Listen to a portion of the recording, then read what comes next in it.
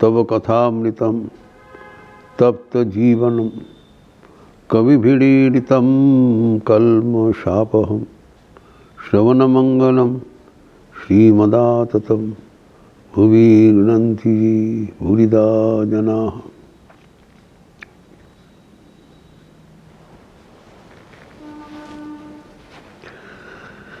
हम लोग देखे हैं भगवान दत्तात्रेय 24 गुरु का उल्लेख किया था एवं हर आपात दृष्टि से अति साधारण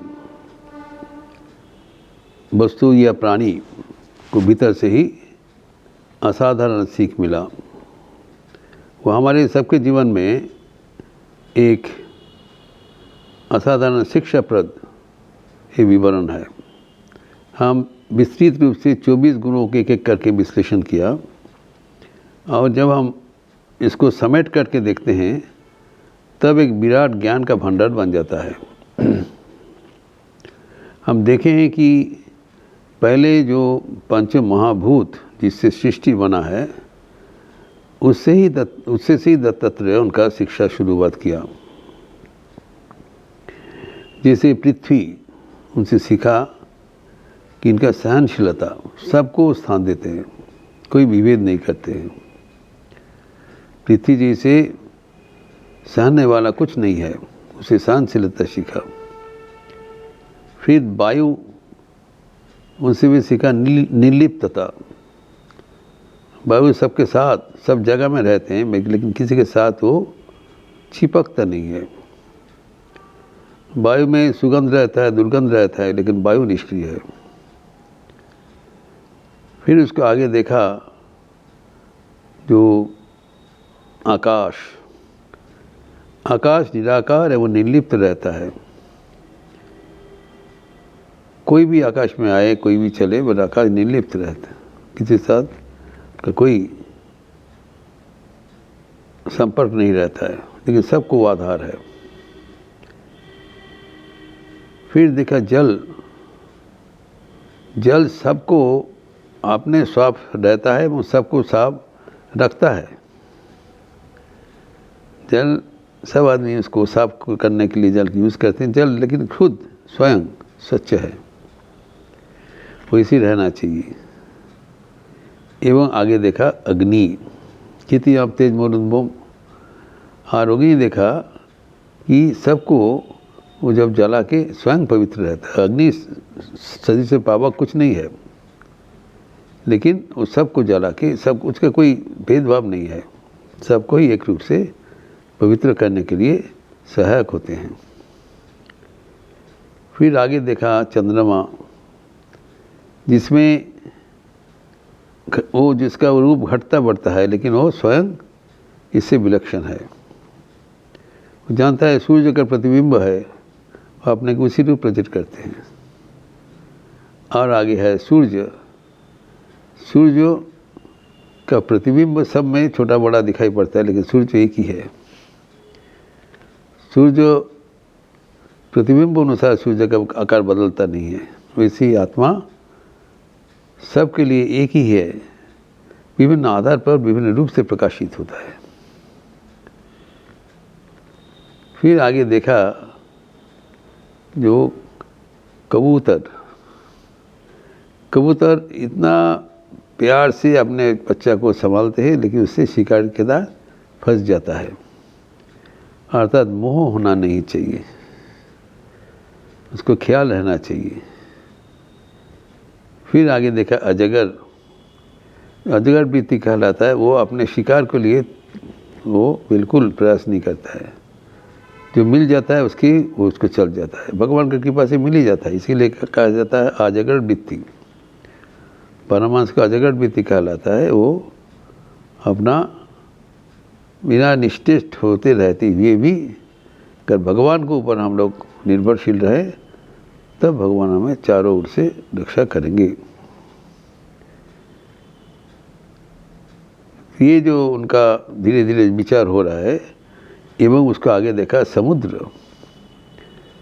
समुद्र है अतल, चारों ओर से पानी आता है, लेकिन समुद्र कभी अपना तट का सीमा लंघन नहीं करते हैं।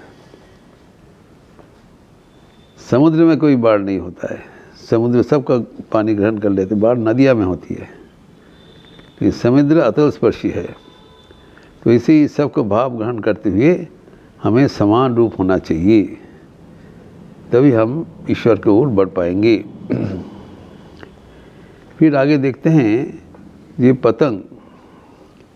पतंग एक उदाहरण है जो उनका जो रोशनी के प्रति इतना आकर्षण है, रूप उनका जो आंखें हैं, जो रूप देखते हो मोहित हो जाता है, लेकिन वो जो अग्नि में जो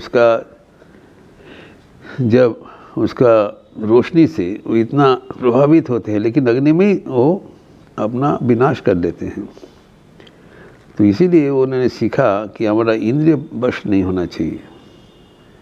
जो हमारे इंद्रियों को सुख लगाते हैं, उस सुख में हमारा विनाश होना संभव है, तो विचार करके आगे जाना चाहिए। फिर आगे देखा मधुमक्खी जो उनको एक फूल से सब कुछ आहरण नहीं करते, थोड़ा थोड़ा सबसे लेते हैं। तो इसे ही जो मधुकर वृत्ति होना चाहिए, जो सन्यासियों को करते हैं, सबको थोड़ा थोड़ा लेने से किसी के ऊपर असर नहीं पड़ता है। एवं वो केवल जो शहद ही पीते हैं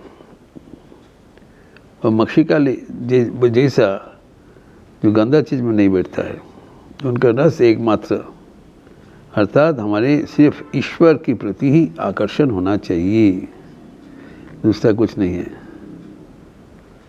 मक्षिका व्रणम इच्छन्ति मधु भुंक्ते च षट्पदः, हमारा रुचि वैसे होना चाहिए जो कि मधुमक्खी का जैसे हो, मधुकर वृत्ति पालनीय है।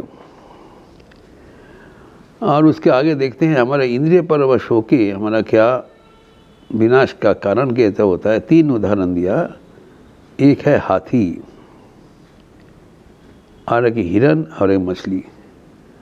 हाथी इतने बलशाली होती हुई भी, लेकिन एक जो मादी हाथी जो होता है, स्त्री हाथी होता है, उसका स्पर्श से वो मोहित हो जाता है, सूंड का स्पर्श से, और वो अपने को अपना स्वाधीनता खोकर शिकारी को जाल में फंस जाता है। एक मादा हाथी लाइन करके सब मेल हाथी को लाइन कर देता है, सिर्फ अपना स्पर्श सुख पाने के लिए अपना विनाश को बुलाते हैं। वैसे ही हिरण का जो श्रवण इंद्रिय इतना प्रखर है, वो शिकारी को मासी सुनकर दौड़ के जाते हैं एवं उसके जाल में फंस जाता है। और वैसी है मछली, इनका जो स्वाद का इंद्रियां इतना प्रखर है कि जब देखते हैं जी शिकारी का जो टोप दिया है, छोटी सी आहार का कोई सामग्री दिया है, उसमें लेने से खतरा है, लेकिन तभी भी आपको रोक नहीं पाते। उसका इतना आकर्षण है, रसास्वाद का पीते उसको ले लेते हैं और उससे बंद हो जाता है। यूँ देखा है जी। तो अगर हमारे इंसान के प्रति इतना पंचेंद्रियां हैं, तो हमारे अपने को अपना पास रखना कितना कठिन है, ये समझना चाहिए। एक एक इंद्रिय से ही इन लोग विनाश हो जा रहा है। किसी को दर्शन इंद्रिय, किसी को श्रवण इंद्रिय, किसी को घ्राण इंद्रिय इत्यादि। तो हमारे जब पंचेंद्रिय है, उसको कैसे रोकना पड़ेगा, गुरु से सीखा था। हमें अतीव सतर्क होना चाहिए इंद्रियों को रोकने के लिए। फिर आगे देखा जो पिंगला वेश्या एक जो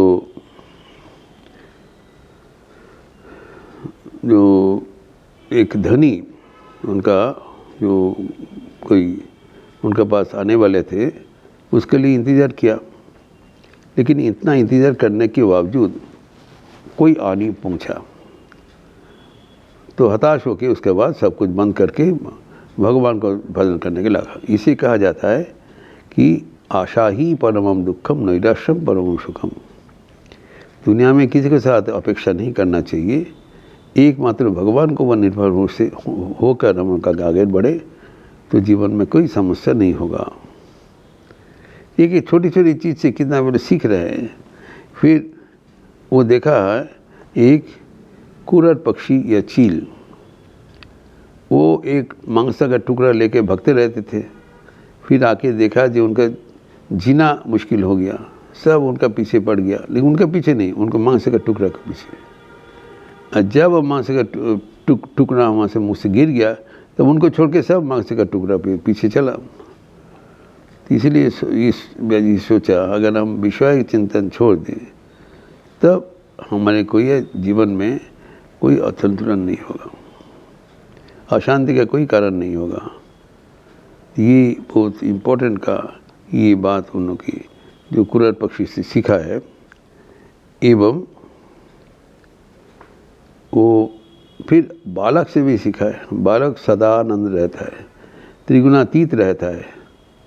बालक का कोई पराया और कोई अपना नहीं है, सबको साथ एक साथ मिलते हैं, कोई गुण का वश नहीं होता है। हमारा आत्मा भी त्रिगुणातीत है। फिर आगे देखते कुमारी कन्या। कुमारी कन्या जो हाथ में चूड़ी पहनकर काम कर रहे थे, उसमें आवाज़ हो रहा था। एक एक करके सब खोल दिया, जब खाली एक ही रहा कोई आवाज़ नहीं हुआ।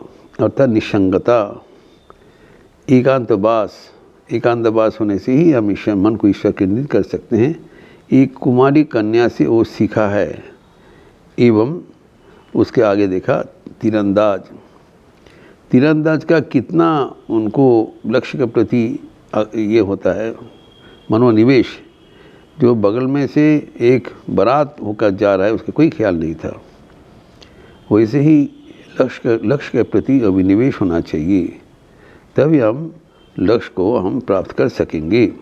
ये बड़ा सीख उनसे मिला था, इसलिए उनको भी उन्होंने गुरु बना लिया था। फिर देखा कि आगे के लिए सांप अपने लिए कोई घर नहीं बनाता है, वो जहाँ पर जो मिलता है वहाँ पर जाके ले जाते हैं। अर्थात ये जो स्वयं को अपना एक हम लोग कोई निवास, यहाँ पर कोई हम लोग निवास नहीं है, सब शमशान हमारे लिए विदेश है। हम अपने लिए कुछ समझते हैं लेकिन वो छोड़ के जाना पड़ेगा। इसीलिए सांप का कोई निवास के प्रति अपनापन नहीं है ही नहीं उनका। तो सांप से सीखा हमको ये अस्थाई निवास है संसार, ये छोड़ के जाना पड़ेगा। एवं उसके आगे देखा मकड़ी, जो स्पाइडर, वो अपना आप ही सब शरीर से जाल बुनता है, वहाँ से बद्ध हो जाता है, लेकिन जब चाहे उसको अपने आप नाश करके मुक्त हो जाता है। अर्थात बद्ध होना या मुक्त होना ये हमारा फर्ज में है, हमारा स्वाधीनता में है। ये कोई नहीं करता है, ये हमें अगर हम चाहे तो बद्ध हो सकता है, चाहे मुक्त हो सकता है, अपना इच्छा पर है। एवं आगे देखा भृंगी है जो भौरा, वो एक कीट को दंग पड़ते, वो कीट उसको सोचते सोचते वैसे बन जाता है। अर्थात हम जैसे सोचते हैं वैसे बनता है।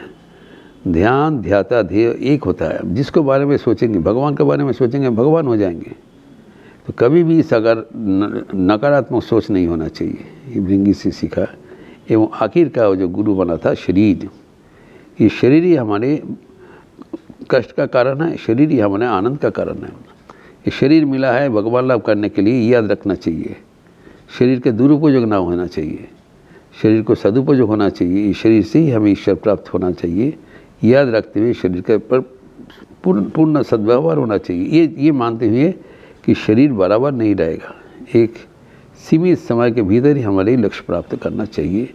ये शरीर से शिक्षा प्राप्त करते हुए वो 24 गुरु से इतना विभिन्न प्रकार का तत्व मिला है, वो हमें हमारे जीवन में समृद्ध कर लिया। इस प्रसंग और भी आगे बढ़ाते हुए हम अगले दिन चर्चा करेंगे। ओम शांति शांति शांति। हरि ओम तत्सत। श्री राम कृष्णार्पणमस्तु। अच्छा रहिए, स्वस्थ रहिए, आनंद में रहिए। नमस्कार।